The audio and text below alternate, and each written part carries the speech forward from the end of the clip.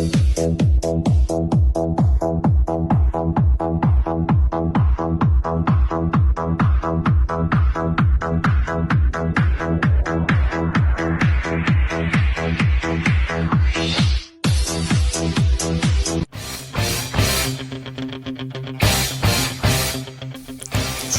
comeza a portería. Ola, benvidos á Televisión do Carballiño. Hoxe comeza un programa deportivo donde vamos a analizar as xornadas do fútbol nacional. Aquí intentaremos falar do Barcelona, Madrid, Celta, Deportivo e algún club máis cando xa haxa algunha novedade. E penso, acompáñame aquí hoxe colaboradores, amigos daqui da comarca do Carballiño. Roberto, benvido. Hola, gracias. Chema, benvido. Hola, como estades? Leonardo, que tal? Gracias por la invitación. Guerra, un Hola. mítico entrenador aquí do Salamonte, benvido. Bueno, moitas gracias por invitarme. Bueno, pois aquí empezamos hoxe este programa e vamos a analizar un pouquiño o tema dos partidos de fútbol que surxiron esta semana, que son o Barcelona, Madrid, Celta, Deportivo. Non sei por onde queredes empezar, se queredes empezar analizando o Barcelona, Madrid, Celta, por onde vos veixades que queredes empezar. Empezamos logo polo Barcelona, pola victoria que tuvo o Barcelona outro día no Spoti Camp Nou, de que ganou 3-1 ao Alavés. Como viste vos ese partido? Pues yo creo que fue un partido bastante cómodo. No fue un partido brillante, pero el Barça parece que poco a poco empieza a recuperar la intensidad del año pasado, mejorando la presión arriba y mejorando el ritmo de juego, aunque creo que todavía está lejos de su mejor momento, como lo demuestra el hecho de que en Europa el rendimiento está siendo bastante pobre. Sí, porque foi contra o Chelsea e viñeron un pouquiño... non? E non se excusa a expulsión de Araujo. Ya en 11 contra 11 era evidente que el Chelsea era bastante superior al Fútbol Club Barcelona. Bien, es cierto que hay lesiones, había bajas, pero creo que si queremos, si pensamos en ganar la Champions, el Barça tiene que subir 5 o 6 puntos, por lo menos. Sí. Para la competición doméstica puede llegar lo que tiene ahora, para la Champions creo que no. Eu coincido na apreciación que di Leo de que o Barça está, parece que remontando e que pode aproximarse ao que foi ano pasado, pero claro, ten que ter un plus, non? É dicir, os seus equipos, sobre todo os 4 ou 5 de arriba, pois están aí encima. Ora, en todo caso, veuse que, bueno, é dicir, empezou perdendo un 0, remontou e con certa solvencia, desde o meu punto de vista, non? E por aí eu creo que aquelas queixas que facía o entrenador fixo, hai unha toma moi precisa que se ve moi cabreado no anterior partido, é dicir, que estaba, a pesar de que o resultado era lle favorable, pois falaba, vamos, daba a entender que non estaba a gusto, e eu creo que bueno, que va en esa dirección, e eu penso que vai a darlle os resultados. Roberto? Bueno, eu creo que despois da debacle que sufriu en Europa, o escenario contra o Alavés non era para medir se hubo unha melloría ou non en torno ao xogo que ven desplazando o Barcelona. Eu creo que onde se veu realmente a melloría foi no partido de onte contra o Atlético de Madrid, onde xa surxiron as figuras que normalmente pois tiran do carro no Fútbol Club Barcelona, como o Rafinha, Pedri e demais, onde xa se veu pois que contra un equipo que a priori pois ten maior calidade que o Alavés, pois aí xa se demostrou pois unha serie de unha ordenanza máis esquemática e demais, e pois é o que a meu parecer é o que surxeu. Julio? Bueno, discrepo un pouco con meus compañeiros del tertulia, pero que xa un Barça fallou.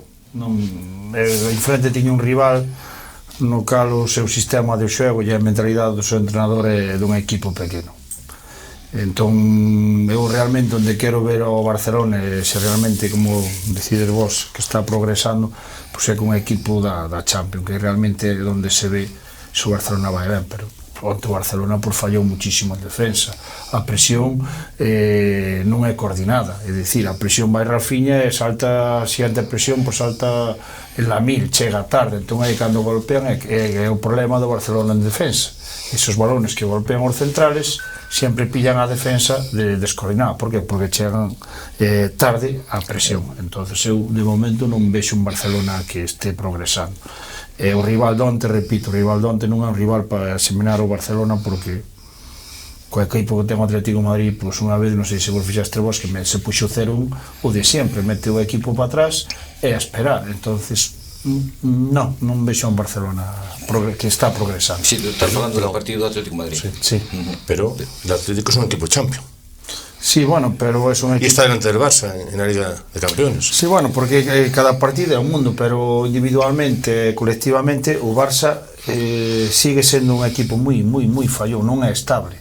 É letal hacia o gol, sí que é letal, porque ten arriba un tridente que é tal, pero despois a hora de defender, tanto, bueno, notase moito cando entra Pedri, cando xoga Pedri, pero que a liña defensiva é moi fallona, e esa liña defensiva é fallona porque antes hai outras liñas por diante desas que non están facendo o traballo ben, do meu punto de vista. Sí, pero ti non, digo para meter outra cousa no debate, non pensades que a marcha de Íñigo Martínez lle pudo influir ao Barcelona en defensa? Que Íñigo Martínez que era como se fora o jefe da defensa no Barcelona? Home, todo bo xogador influye nunha plantilla, pero, repito, o sistema do Barcelona como xoga empeza arriba, e arriba están facendo mal a presión. Non sei se vos fixastes onte que iba un momento que iba Rafinha e 5 minutos máis tarde chegaba Ferran e o Lewandowski.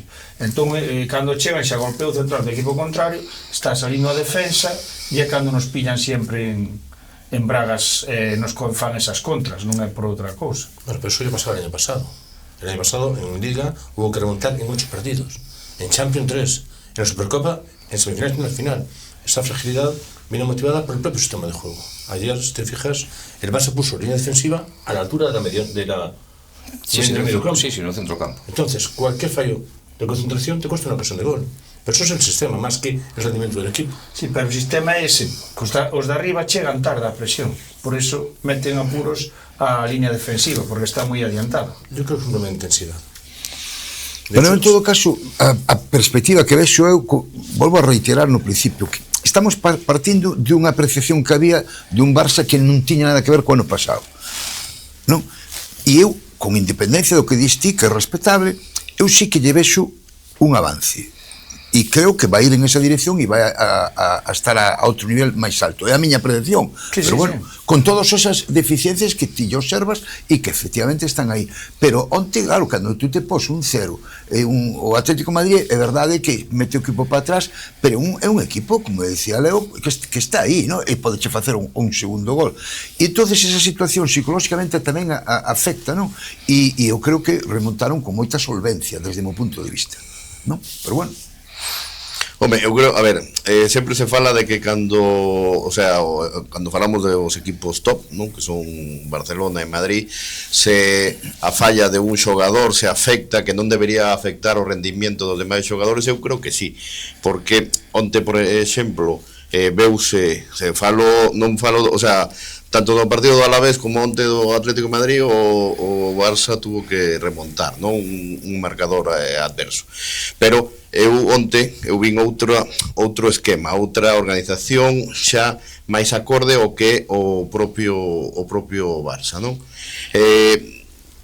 Por exemplo, estaba Pedri, que para min é un xogador fundamental, porque é unha prolongación do entrenador dentro do terreo de xogo, pero tamén lle faltaba outro xogador clave como é o Frenkie de Jong para poder ter ese control que é no medio campo. E outro xogador máis, que xa non vai poder contar o Barça con el, como é o Gavi, que é un perro de presa, que é o que podía decir de que Guerra decía de chegar, o sea, que o mellor non chegaban a esa presión o demais, porque, sabes, se tes un xogador ao teu lado como é o Gavi, que pelea, que morde, que tal, pois o mellor tamén impulsa os demais xogadores, non? Sí, pero a entidade que ten o Barça non pode estar suxeta que teña un ou dous xogadores ou tres lesionados.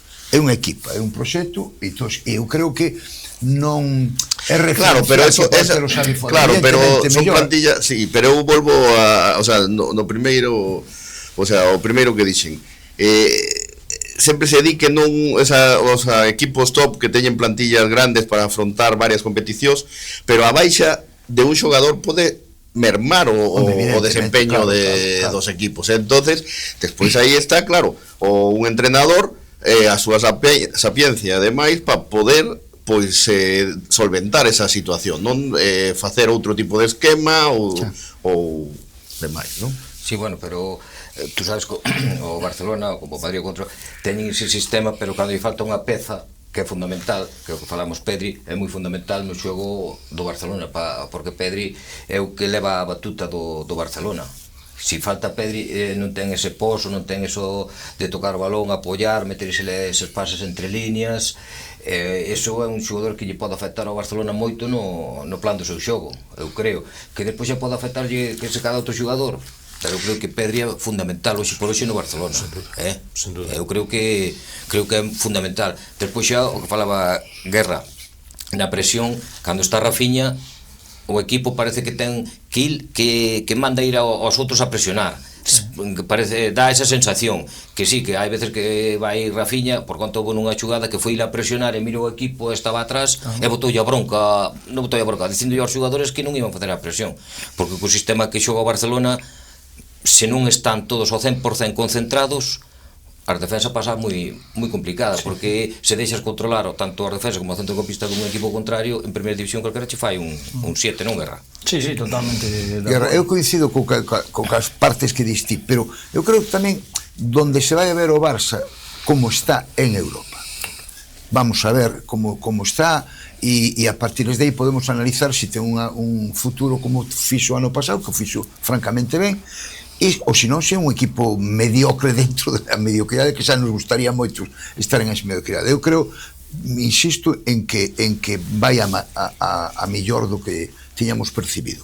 Eso é máis normal, que o equipo vaya máis, claro, máis partidos, máis, pero o que diste moi ben, realmente onde se vai ver esa progresión do equipo en Europa, porque é outro nivel. Outro nivel, claro.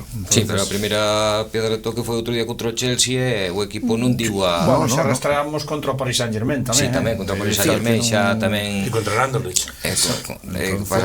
Pasou nas canutas o Barcelona. O contra o Paris Saint-Germain aquí, que na primeira parte o Barcelona bastante ben, pero a segunda fora foi bastante mala, e foi o Paris Saint-Germain meternos para dentro.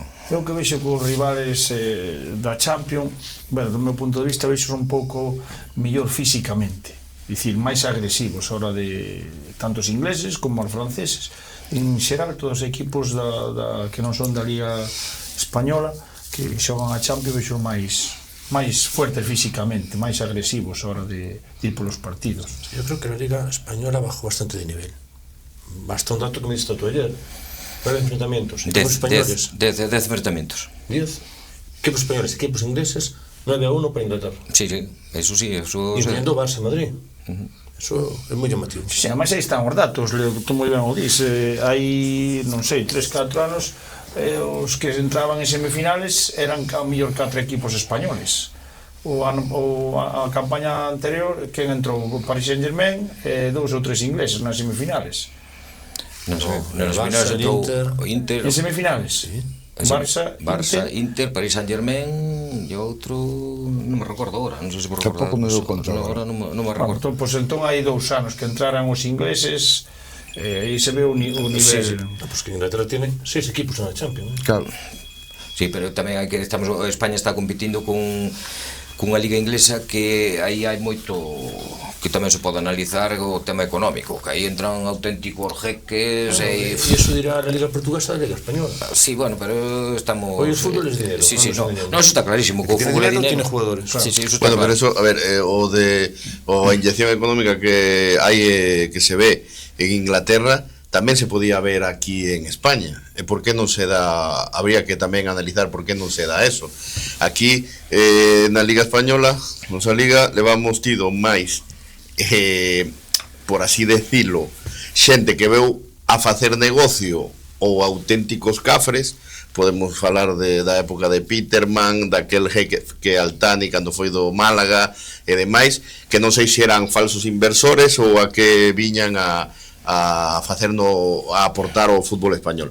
Mentras que vemos que Inglaterra se hai prácticamente non está en maus de inversión inglesa, senón todos son de afora, se asiáticos, norteamericanos ou demais, pero que están facendo unha inyección de diñeiro porque, bueno, eso todos o sabemos hoxe en día, que o fútbol é un negocio, deixou de ser prácticamente un deporte fai anos para convertirse pois o que é un negocio, non? Donde os inversores, o capital, pois busca meter mau ou aproveitarse desa situación. Tamén hai algo que non entendo, o reparto que se fai, que eu, por exemplo, como xareiro do Celta, eu non entendo como se ti ves o reparto que se fai da televisión, o reparto económico entre o primeiro da Liga Inglesa e o último, o mellor solamente hai unha diferencia de 80 millóns de euros, mentras aquí, cando se fai o reparto, xa sea televisivo ou demais, que si podo entender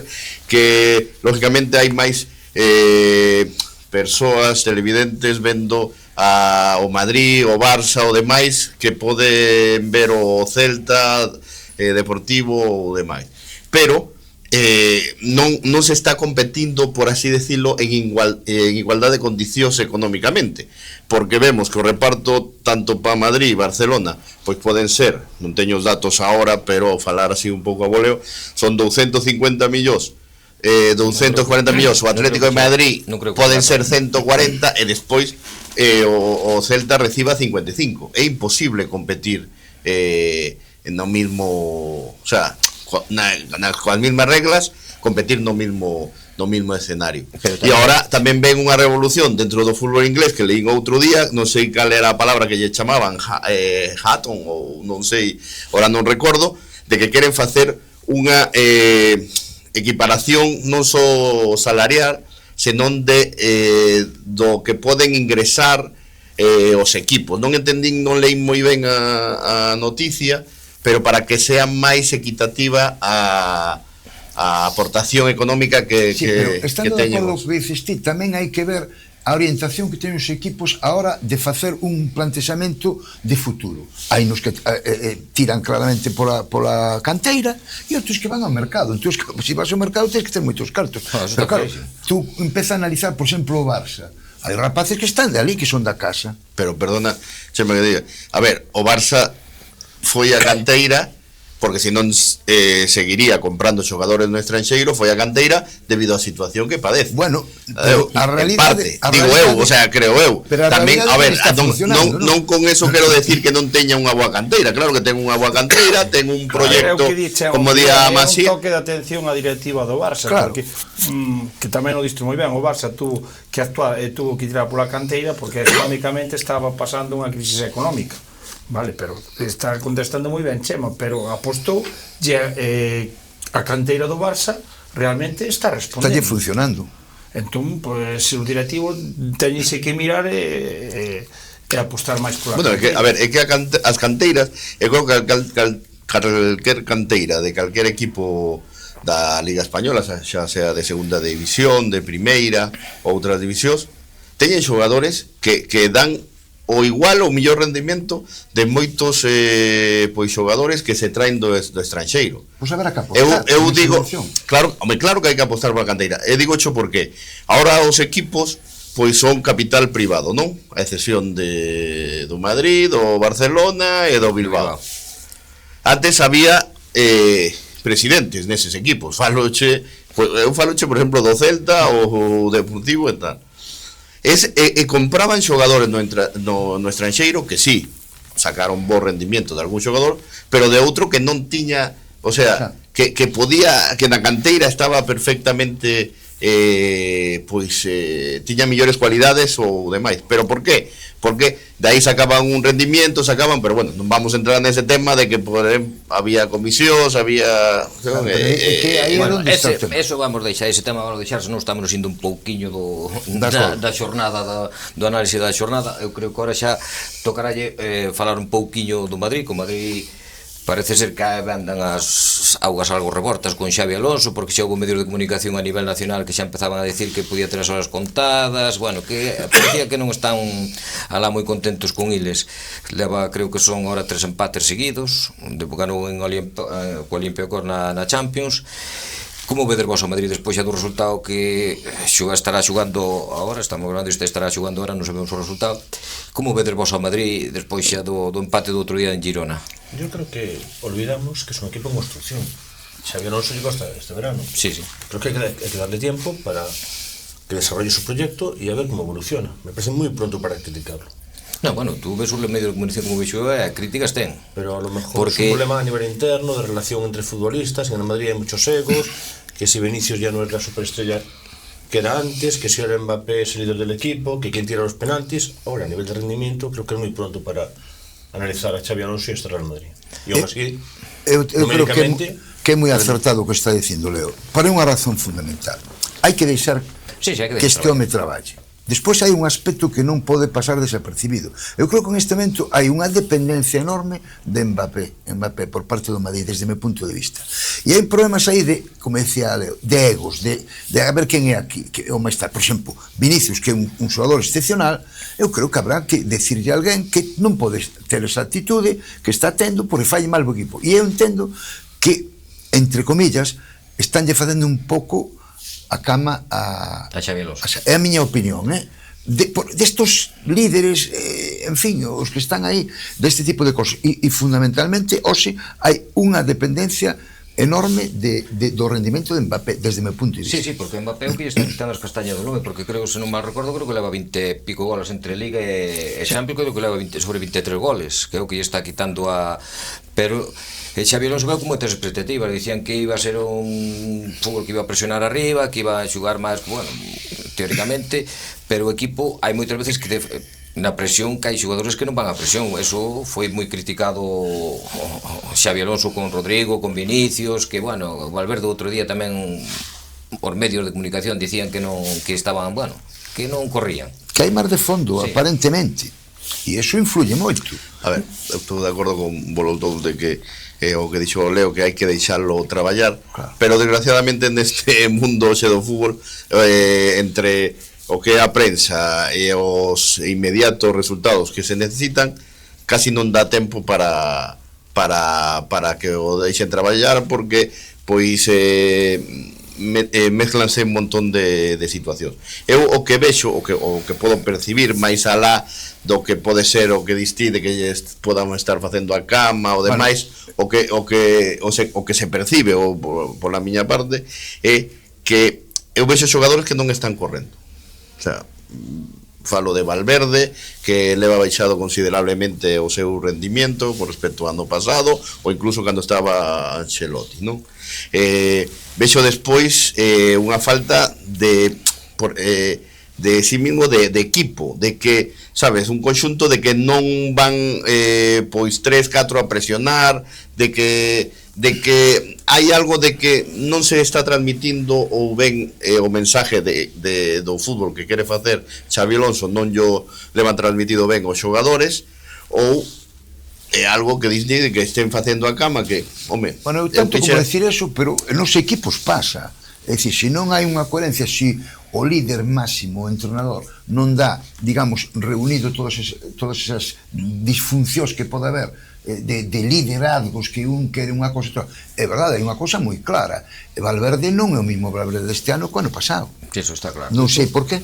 De todos modos, me da la sensación de que el Real Madrid puede ser el PSG del año pasado, o de hace 2 años, cuando juntas a Neymar, a Mbappé y a Messi, que non se defiende lo suficiente. Sí, claro. En el Madrid juntas a Mbappé, Vinicius, Bellingham, Rodrigo, ¿quién defiende? Sí. Y claro, tenés un equipo que hizo Xabi Alonso, se lo hicieron.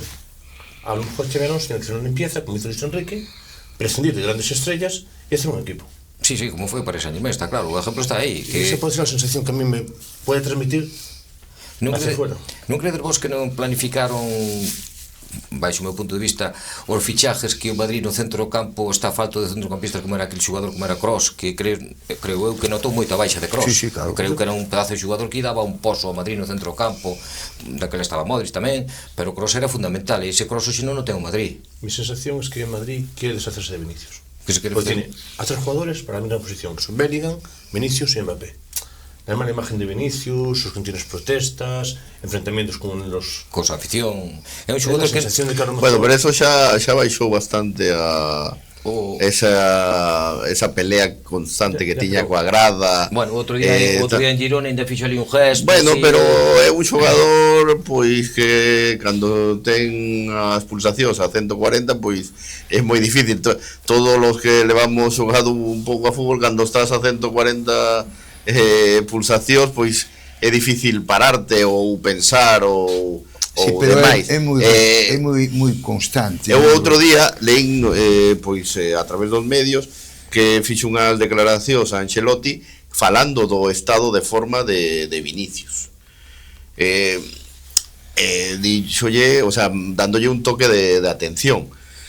Eu cando vexo, antes, bueno, quería comentarlo, pero cando estabades falando dos equipos ingleses versus os españois, eu vexo cando xoga un equipo español contra un equipo inglés, eu non sei se vos parece a vos, pero parece que teñen outra velocidade, que teñen outra fame de non sei, de comerse o balón, de chegar á portería, de correr ao lado do compañeiro, de presionar e tal, que noto esa parsimonia nos equipos españoles. Paréceme a min. Non sei se é por un traballo, porque eles priman máis o traballo físico que o técnico. Hoxe en día tamén eu levo comentado, cando comentas pois o partido con un amigo ou con algo, eu digo, home, non sei, eu non vivín a época de Stefan ou de Cruyff ou de mal, de grandes xogadores, non?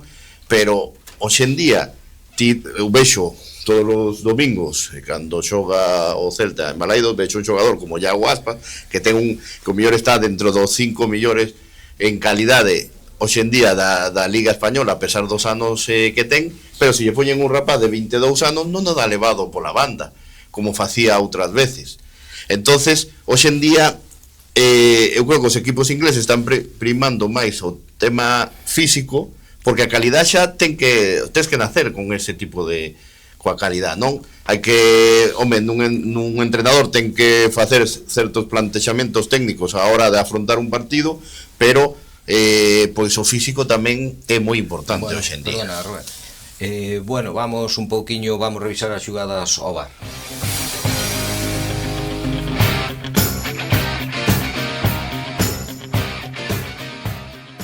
Bueno, pois xa volvemos de revisar as xugadas no VAR e vamos xa para rematar do Madrid, xa as últimas guerras que apenas falache nada do Madrid. Pois que desviando un pouco a conversación do compañeiro, ao cambiar de líder é complicado. O italiano Carleto era entrenador pai, é dicir, o mellor non era tan exigente a hora do trato humano como é Xavi Alonso. O mellor o mismo cando saliu Vinicius o día do partido do Barcelona.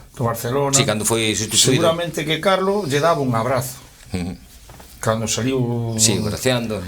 Xavi apartouse, vai saber tú que pensaría Xavi nesa cabeza de... Seguramente deixou na súa cabeza era quitalo 2 ou 3 partidos, pero claro, é a grandeza do Madrid, é que xa non manda só o que é o entrenador, claro, mandan directivos, mandan tal, aí hai moitas cousas metidas por medio. O error que pode cometer Xavi, que é un profesional como a Copa dun Pino, ten que pensar que il vende un equipo do Bayer Leverkusen, no cal il era o líder. Sí, que ganara unha liga, que claro, ganara unha liga Bayer. O líder, realmente era o líder. Aquí, aparte de ser un entrenador xoven, está entrenando a xogadores que ao mellor teñen 5 ou 6 Champions. Bueno, top, tamén a nivel. 6 me parecen muchas. Bueno, ponle 4. Ponle 4 que nós xa non recordamos, parece que son do Madrid, pero son do Barça, xa non recordamos a última que ganou o Barça. No, o Barça foi no 2015. O sea, igual é un infiltrado. No. Entón, quero dicir que é moi complicado dirigir a un equipo como Madrid, como dicías, moi ben, con moito... Sí, claro, moitos líderes, egos e que somos todos moi bons. Entonces, a mellor é o problema que se está, que seguramente que algúns xogadores que están aí que non nos queira ou que lle molesten, pero ten que levar unhas pausas. Que pasa? Que os que están a favor deses xogadores, pois a prensa pois aproveita os malos resultados. Claro. Pero o que queres decir entonces é que para entrenar o Real Madrid tens que ser xa un entrenador consagrado ou demais. No, perdona, pode ser un entrenador como Xavi Alonso, pero máis psicólogo, é dicir, con eses xogadores, porque son xogadores. É dicir, que lle vai dicir Xavi Alonso que sea a Mbappé, a Vinicius, Vinicius, a Carvajal, que foi o seu compañeiro, un exemplo. Claro. sea, É o jefe, teñe que seguir un Sí, bueno, sistema, pero un planteamiento eu non me estou e dedicando demais. a- No, explicaste perfectamente. O que pasa é que ás veces hai que dar un golpe na mesa. Vale, eu teño, digamos, unha concepción e como debe ser un equipo. Igual me equivoco e duro pouco, que pode ser o caso, pero se tú te deixas influenciar polo que pensa aquel, polo que diga outro, porque resulta que aquí o Carleto era un home que eu coincido contigo, máis, digamos, no contacto persoal, que a veces collía un chaval e daballe un agarimo e estaba solucionado. Pero claro, eso ten que lidialo constantemente, e aquí a xente o que quere son resultados directamente. Claro. Para concluir, desde o meu punto de vista, eu creo que o Madrid non está facendo ben as cousas en isto, que hai mar de fondo dentro, non sei a que nivel. É dicir, non entendo como un rapaz tan disciplinado como sempre foi este Valverde, algo está ocurrindo aí. E digo isto porque está o rum por aí, non é que teña un conocimiento exhaustivo deso. E eu creo que, con independencia deso, pois vamos a esperar que o que sucede. E, como decía Leo tamén, e antes tamén analizamos, pois va a estar un pouco en función dos resultados que este sacando en Europa, etcétera, etcétera. E no fútbol, xa sabedes, como hoxe estás aquí, e mañá dados conta que o Madrid levalle 5 puntos. E ahora, pois, xa está ainda ganando hoxe, pois, va a quedar a un punto do Barça, non? Sí. Sí, no, Esa é a realidade. E o bonito tamén que ten o fútbol, senón non estaríamos aquí laricando. Sí, porque sí, son entrenadores como falaba Guerra, que o tamén del Bosque, que foi cando colleu aquela época do Madrid tamén, que era máis psicólogo que adestrador tamén, que cando colleu a selección española, que eso xa é outra historia, foi máis, era como se fora un pai. Arsenio, o Deportivo, era un pai. Bebeto ahora que estuvo en Coruña e tal, pero foi ao Madrid e fracasou. Sí, Me entendes? É dicir, estuvo pero ali. tamén colleu a Madrid naquela época. Bueno, o que sea, o que sea. É dicir, pero hai que coincidir en eso, que depende un pouco a psicología que teña cada quen, o plantexamento e o que pretendas de un equipo determinado, que cada un é como é. Hai entrenadores que son non é que sean duros, con máis, non sei como explicarme, máis serios, máis que teñen as súas, que queren son eles os protagonistas, como é Mourinho, daquela cando tamén estuvo no Barcelona, Van Gaal, se te recordas, Leo Van Gaal tamén era O propio Guardiola. Sí. Guardiola, pero tamén Guardiola é que parecía, si era duro, pero era, no, Luis Enrique era máis duro que Guardiola. Luis Enrique era máis, quixo ser duro no Barcelona, e tú acordas aquela cando sentou, creo que foi en Vigo. Eso é porque son Sebastián, perdón. Eso é porque son entrenadores que exercen o seu liderazgo a partir do seu carácter e demais. Entonces eso notan os xogadores e demais. No, pero está claro que esos niveles de Madrid e Barcelona hai xogadores que son depredadores de entrenadores. Sí, sí. Es decir, tú pregúntalle aquí que si tiene por Leo Messi,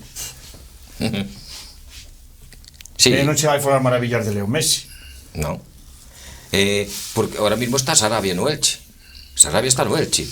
E Sarabia estuvo con que se tiene no Barcelona. Sí, sí. E Sarabia, entre comillas, o que dicía a prensa que tuvera, bueno, algunhas agarradiñas con Messi, que Sarabia lle quería decir a Messi tal e cual, e claro, Messi é Messi. Que lle pode decir a Messi. Bueno, pero o exemplo máis claro témolo cando estuvo Rafa Benítez no Celta. Agora ximos meternos un poquinho co Celta. Que como ves ao Celta? O outro día perder o 0 na casa co Español. A ver, perdimos unha gran oportunidade de manter aí nos postos da tranquilidade, porque se huéramos acabado os 3 puntos, pois estaríamos de novenos, aunque estamos vendo que se ti colles a tabla de clasificación, ganas 2 partidos ou perdes 2 partidos, o sea, non hai moita diferencia. O Celta ahora mesmo ten 16 puntos, está a 4 puntos do descenso, entonces pois non te podes dormir nos laureles, non? Tes que seguir loitando, pelexando e demais, pero perdimos unha grande oportunidade de pois manternos nunha zona pois tranquila da táboa.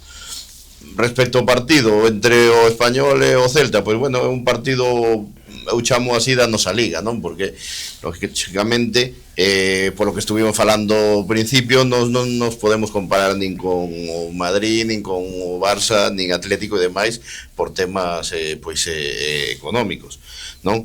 Entonces era un rival por así directo que está xogando moi ben, que cambiou o Español, cambiou a súa dinámica pois a raíz de esa venta que agora é un capital americano.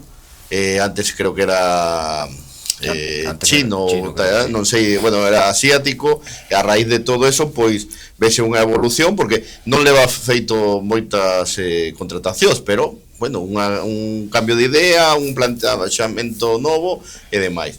Entonces, pois, en canto ao Celta, pois, eu creo que vamos a conseguir os obxectivos, non? Obxectivos da permanencia, porque temos unha boa canteira, unhos bons xogadores que están pelexando, que tamén non é o mismo eses xogadores que queren tamén, pois, ter outras oportunidades noutros equipos se lle chegara a esa oportunidade, pero que eu creo que van loitar polo escudo, porque moitas veces se fala de se o escudo prima ou non en certos xogadores. Eu creo que si hai xogadores que prima de onde veñen, que saben de onde veñen e que van O que está claro, Camilo, Roberto, perdón. Sí, bueno, que manda o corazón, que sales da canteira, pero eu que vexo do Celta é que os errores partido tras partidos veñen sendo sempre os mesmos, non hai corrección de errores, é dicir, o gol que meten contra o Español é dun balón parado o primer pau, xa non é a primeira vez que lle pase ao Celta.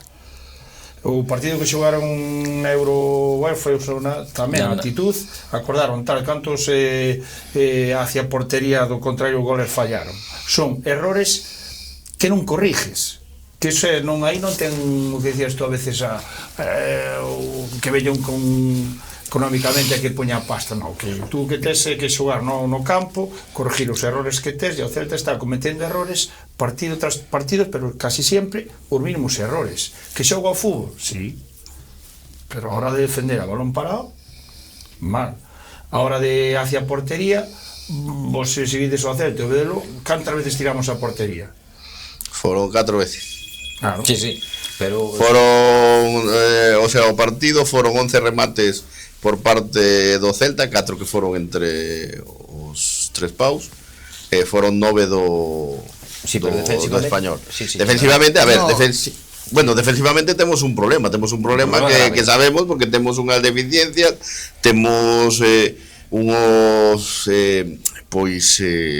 contratacións que non se levaron a cabo, pero bueno, eu creo que co que temos podemos ir tirando, non botar as campanas ao vuelo.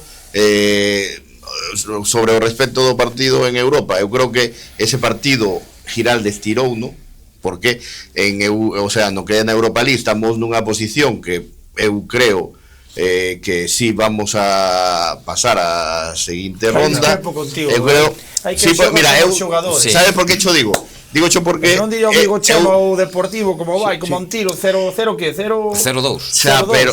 Pero o que che digo de que ese partido tirou no é porque xa na pasada Europa League no 2017 con Berizzo por parte da prensa de Vigo e demais non entende de pasado ni pero entende a ver, de presente, o nada fútbol máis. eche presente, Roberto. Xa, pero bueno, para facer unha simbiosis do que pasou. Sí, pero o Celta hai que falar pero o que hai que analizar, vamos, eu creo que a presidenta Mourinho teno claro, e hai unha comunión no Celta co entrenador, co Giraldes. Totalmente de acuerdo. Está claro. Ahora ben, habrá que analizar si o que está en Europa lle pode perxudicar incluso con unhas plantillas curtas, é dicir, lle pode perxudicar. Hai unha cuestión que é clara, é dicir, creo que non ganou nunca na casa, ainda non ganou ningún partido aquí en Balaídos. Non ganou. No. Pero en cambio fora ganou bastante. Batiu xa o récord de Benítez, que tampouco. Claro.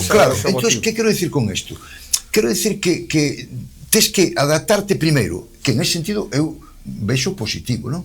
É dicir, de que hai un entrenador que cree na base, que da casa e está salindolle ben. Agora ben, que incidencia pode ter o de estar en Europa que en detrimento desto? É unha incógnita, é dicir, estar competindo por aí con as plantillas curtas e con un equipo. Neste caso, Chema, discrepo contigo, porque aí, mínimo outro día en Europa debutou un chaval de 18 anos. Sí. Que Giraldes ten unha costumbre que eu admiro, que rota moito a plantilla. Sí, é verdade. Que ten os... É verdade, a todos e está enchufados. metendo os rapaces para Sí, diante. tú ves un partido de Liga que gana 2-0 fora ou 0-2, xogan válidos, e a mellor cambiouche do 11 inicial 7 tíos, é dicir, que ten a todos enchufados, que ahora ese traballo non se ve, pois seguramente que non, porque aí están os resultados, pero penso que a largo plazo, a largo, que se non hai lesións, eso como está rotando a plantilla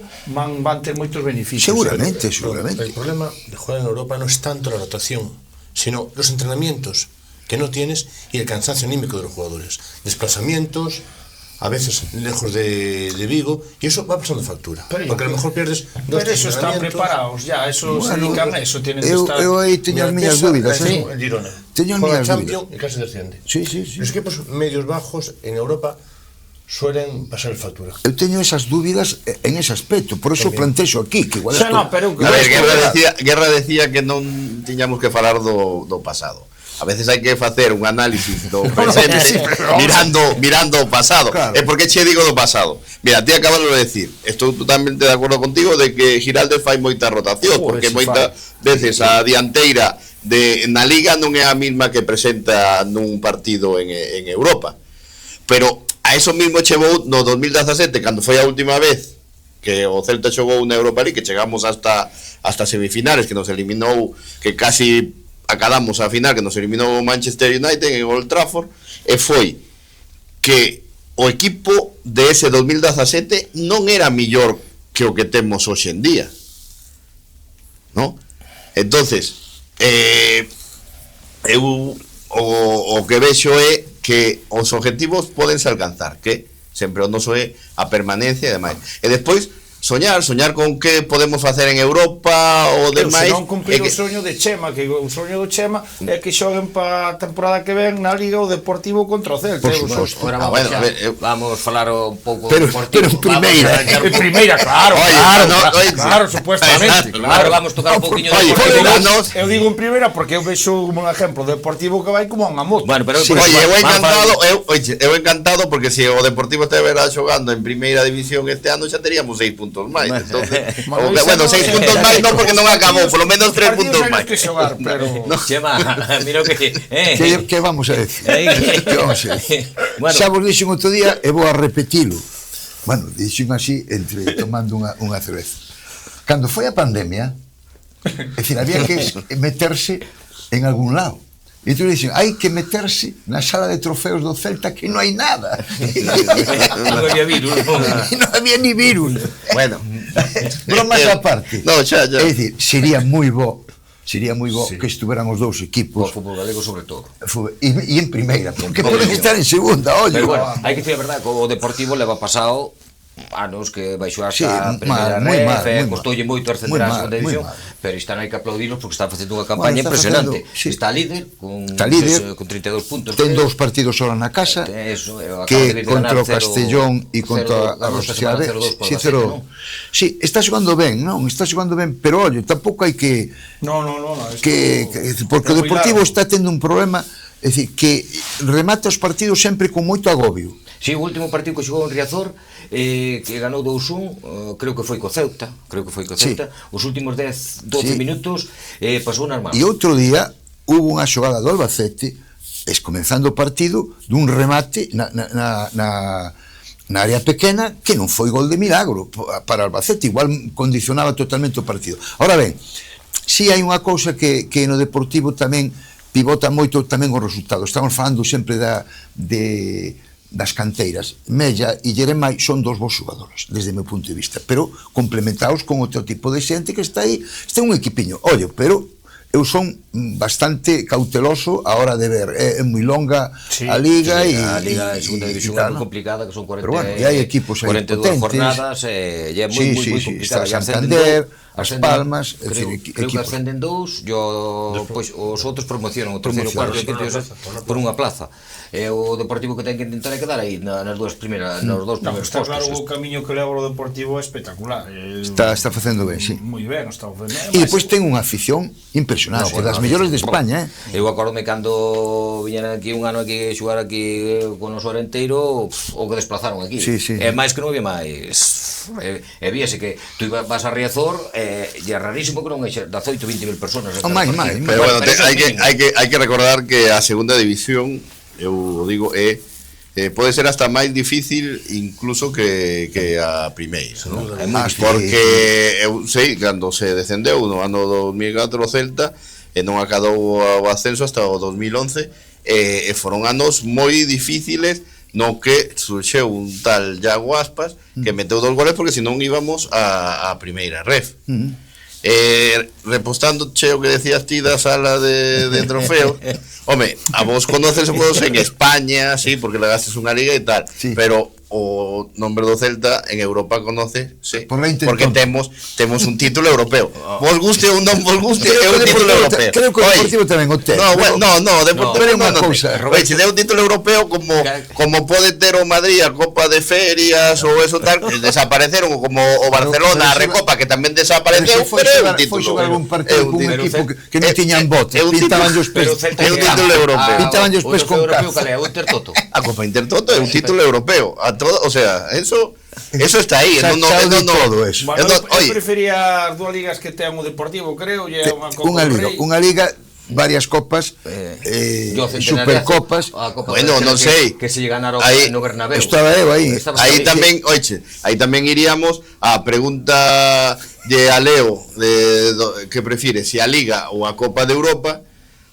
Entonces, pois a nos nos igual preferimos un título europeo que ter un título da Liga de Aquí España. non se consola que non quere. Que vos parece? Pero bueno, o Deportivo está facendo ben, está facendo unha gran campaña. Eu creo que o levo visto pouco, pero creo que está xogando bastante. Está xogando ben. Eu creo que está xogando Sobre bastante todo ben, fora, como Fora de casa. visitante. Sí. Sí, Xoga mellor de visitante que de local. sí, en Riazor costa un pouco máis. Bueno, tengo un xogador que non debería estar xogando nesa categoría. Lógicamente, o Jeremai tiña que estar xogando nun equipo. Pero hai que reconocerlo a Voy a Germán, dar porque leva tido ofertas, Sí. para marcharse Sí, do sí, Depor, e el aí está, Amor ao club. Claro. Eso, e é un rapaz que saliu da cantera e aí está, Aí está. É polo que dicían así, bueno, polo que din así o medio de comunicación, Que suba un Espiñera. que sí que ofertaron Sí. 30 millóns de euros ou 25 millóns de euros por ele sí que non se move de aí, Bueno, porque sabe que tamén o día de mañá el vai ter as portas abertas en un montón de sitios e sigue xogando así, o mellor acadar un Roberto, pero equipo eso te lo que- un equipo a ver, superior. Mira, pero eu eso mira, é moi discutible. No momento, claro. En calquer momento Pero mira, podes ter unha lesión sí, vale, hai que aproveitalas, pero como eu penso que se maneja o fútbol, e ahora estou equivocado. Mira, sucedeu unos anos con Gabri Veiga, non? Me quitache a palabra da boca. Que agarrou e pois prefireu os millóns de Arabia, que todo o mundo, eu creo, a min cando estou en Baleidos ou outros campos de España nos que levo ido e que lle gritan a un pesetero, a min se me van pagar máis noutra empresa, eu vou pa ali. Digo eu, non? No, máis que o sea, vai acabar. o tipo de Yeter igualmente podes ir como se foi Iago Aspas para Liverpool cando estuvo no Sevilla, e o corazón del sempre estuvo pensando en Vigo e regresou e tal. Gabi Veiga pode ser que regrese máis adiante, pero bueno, foi asegurar o seu futuro mas foi senón e despois hai apoderar, outra porque cousa fenómeno. que é o que vou de como se maneja o fútbol. Cando ti tes un padriño, cando tú tes un bo representante, eu sabía que ese rapaz iba a ser colocado en outro sitio, eu que sei, nun Sevilla, nun e tal. Ora o Porto comprouno por 17 millóns, outro día marcou 2 goles co Porto na Europa League, ese xogador ten cartel e vai acabar o Porto, porque é un equipo que tamén vende como foi no seu tempo o Ajax, que o Ajax está de capa caída, pero é un equipo que vende e vai no vender un millón por 65 millóns. Son outra vez o Pero, Fer López. pero mira, pero que di el ten razón, é dicir, que un xogador que ten unhas posibilidades como é Jeremai en este momento e non se marche, hai que reconocerlo.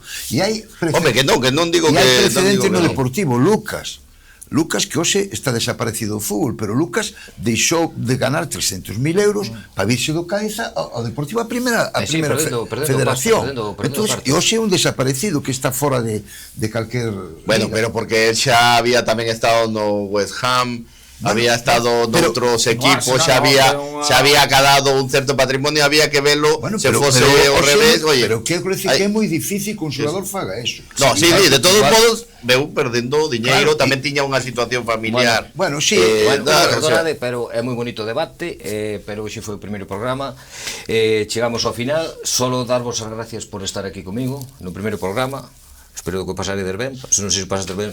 Sí, estuvo ben.